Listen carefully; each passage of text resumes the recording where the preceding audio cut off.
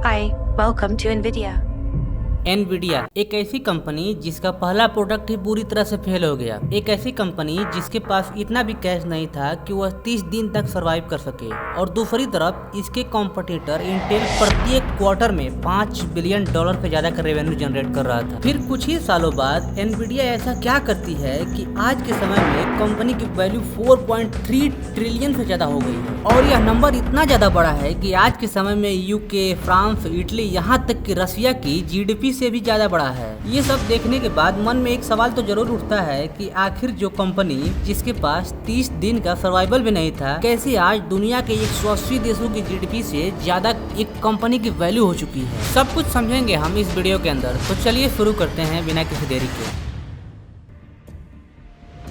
Well, starting tomorrow, work is the rest of your life. That's right. So my first wish, find work that gives you great joy. Jensen is here, of course, the CEO of NVIDIA.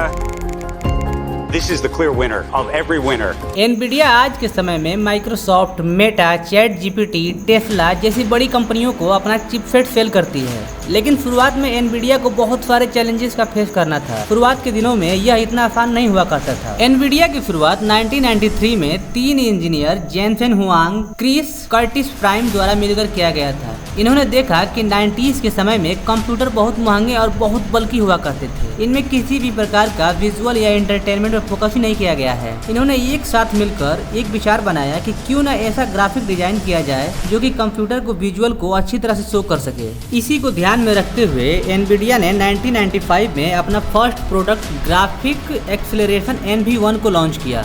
लेकिन यहाँ पर break through होने के बजाय यह एक बहुत बड़ा फ्लॉप साबित हुआ, क्योंकि इसका आर्किटेक्चर इतना ज़्यादा वीक था कि यह लिमिटेड हार्डवेयर और सॉफ्टवेयर के साथ ही चल पाता था, और दूसरा इसका प्राइस इतना ज़्यादा था कि जिसके कारण इस प्रोडक्ट को केवल लिमिटेड लोग ही खरीद पाए। यह लार्ज स्केल पर एक्सपेंड ही नहीं कर पाया। इससे हुआ यह कि एनवीडिया फाइनेंशियल क्राइसिस की तरफ बढ़ने लगा, क्योंकि इसने अपना अधिकतर पैसा NV1 में लगा दिया था। आगे किसी भी तरह से करके कंपनी ने खुद को सरवाइव किया। फिर एक गेमिंग कंपनी सेगा की तरफ से एनवीडिया को ग्राफिक हार्डवेयर बनाने का ऑर्डर मिलता है। यह उस ऑर्डर को पूरा करने के लिए जी जान लगा देते हैं। बट एक साल काम करने के बाद एनवीडिया को समझ आया कि वो गलत डायरेक्शन में जा रहे हैं, क्योंकि माइक्रोसॉफ्ट अब अपना नया टेक्सचर मैपिंग अप्रोच अनाउंस करने वाला था। और प्रॉब्लम यह थी कि माइक्रोसॉफ्ट का यह नया टेक्सचर एनवीडिया के हार्डवेयर के साथ कंपेटेबल ही नहीं था, और इस तरह से एनवीडिया का सेकेंड प्रोडक्ट बिना लॉन्च हुए ही फेल हो गया। इसके बाद एनवीडिया के CEO जेनसेन हुआंग ने एक बड़ा डिसीजन लिया। उन्होंने सेगा के CEO को कॉल किया और क्लियरली बोल दिया कि हम आपके ग्राफिक हार्डवेयर को नहीं बना पाएंगे, क्योंकि माइक्रोसॉफ्ट ने अपना पूरा टेक्सचर ही बदल दिया है। इसके बाद जेनसेन ने सेगा के CEO से कहा कि अगर कॉन्ट्रैक्ट के पैसे हमें नहीं मिलेंगे तो हम 30 दिन के अंदर कंपनी बंद कर देंगे, क्योंकि हमारे पास उतना कैश ही नहीं है कि आगे कंपनी को चलाया जा सके। इसके बाद सेगा के CEO ने ध्यान से उनकी बात को सुना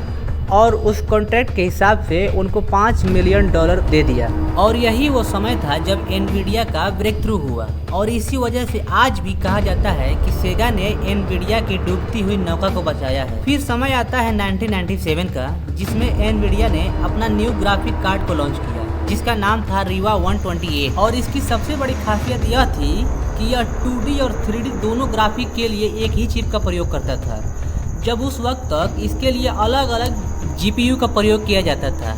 और सबसे बड़ी बात यह है कि एनवीडिया ने अपनी पहली गलती से सीख ली और इस बार प्रोडक्ट का प्राइस भी अफोर्डेबल रखा, और रिजल्ट यह हुआ कि केवल 4 महीने के अंदर ही एनवीडिया ने यह चिप को 10 लाख यूनिट से ज़्यादा बेच दिया। इसके बाद कंपनी ने कभी भी पीछे मुड़ के नहीं देखा है।